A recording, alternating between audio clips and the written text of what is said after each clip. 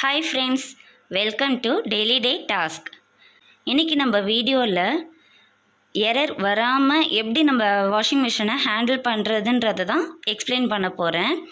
Previous வீடியோஸ்லலாம் பார்த்திங்கன்னா error எதுக்கு வருது, அதை எரர் வந்துட்டால் நம்ம என்னென்ன ஃபாலோ பண்ணணுன்றதை சொல்லியிருப்பேன்.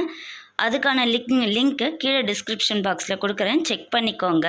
வித்தவுட் எரர் எப்படி நம்ம மெயின்டைன் பண்ணணுன்றதை இந்த வீடியோவில் ஃபுல்லாக சொல்கிறேன், ஸ்கிப் பண்ணாமல் பாருங்கள். வாங்க வீடியோக்குள்ளே போகலாம். ஃபஸ்ட்டு வாஷிங் மிஷினை யூஸ் பண்ணும்போது மட்டும் நம்ம வாட்டர் அந்த வாஷ் பேஷன் ஏதோ ஒரு இடத்துல நம்ம ஈரமாக இருக்கிற இடத்துல வச்சா பரவாயில்ல. ஆனால் வாஷிங் மிஷின் வந்து யூஸ் பண்ணிட்டதுக்கப்புறம் இதை செப்பரேட்டாக எடுத்துகிட்டு வந்து வெளியில் வச்சிடணும். தண்ணி இருக்கிற பக்கமாக வைக்காதீங்க. இப்போது அப்பார்ட்மெண்ட் சிஸ்டம் வந்துட்டதுனால எல்லாமே ஃபிக்ஸ் பண்ணியே வச்சுருப்பாங்க. டேப் வாட்டர் எல்லாத்துக்குமே வந்து அங்கங்கே இண்டிவிஜுவல் பைப்பெல்லாம் ஃபிக்ஸ் பண்ணியிருப்பாங்க. அதில் என்ன பண்ணிவிடுவோன்னா, நம்ம பர்மனெண்ட்டாகவே ரிசீவ் பண்ணுற பைப்பை வந்து அட்டாச் பண்ணியே வச்சிடுறோம். அது ரொம்பவே தப்பு.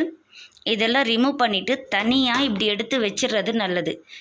இது மாதிரி வைக்கும் போது தான் 4E எரர் வராமல் இருக்கும் உங்களுக்கு. இதில் கனெக்ட் பண்ணி இருக்கும் போது கண்டினியூஸாக இருக்கும் போது இதில் தண்ணி ஃபுல்லாக ஃபார்ம் ஆகிக்கிட்டே இருக்கும். அதுலேயே நாளடைவில் போக போக சால்ட் ஃபார்ம் ஆகிடும். எப்போவுமே இதை ட்ரையாக இருக்கிற மாதிரி பார்த்துக்கோங்க. நெக்ஸ்ட்டு ரீசன் வந்து 1E எரர் வரும்னு சொல்லியிருக்கோம் இல்லைங்களா, அது எதுக்குன்னா மோட்டர் ப்ராப்ளம் இல்லை வாட்டர் லெவல் ப்ராப்ளம் இது மாதிரிலாம் வரும். அப்போது இந்த ஃப்ளக் பாயிண்ட்டை என்ன பண்ணோன்னா, நீங்கள் எப்போவுமே ப்ளக் பண்ணி வைக்கிறது நல்லதில்லை. ஏன்னா ஃப்ளக்சுவேஷன் நிறைய இருக்குது. இதை நீங்கள் ரிமூவ் பண்ணி வைக்கிறது பெட்டரு. சின்ன விஷயமாக தான் இருக்கும், ஆனால் அது ஒரு மேஜர் ப்ராப்ளமாக எடுத்துகிட்டு வந்து விட்டுடும். ஸோ இது ரெண்டுத்தை நல்லா மெயின்டைன் பண்ணிங்கன்னாலே உங்கள் வாஷிங் மிஷின் வந்து லைஃப் லாங் நல்லா இருக்கும்.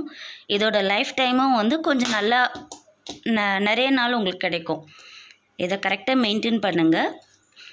இந்த ஐடியா உங்களுக்கு பிடிக்கும்னு நம்புகிறேன்.